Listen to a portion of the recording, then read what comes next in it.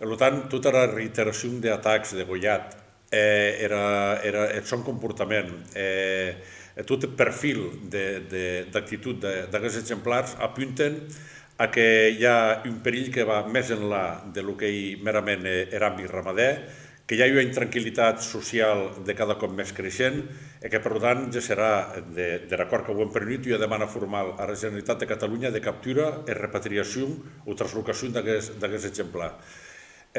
No hi massa lògic que en una població reconeixida i admetuda com era que ja s'han dat xifres de 50 exemplars d'ús, hi hagi un individu que alteri tot el comportament de la majoria dels altres exemplars i que això se prengui com que no passa res.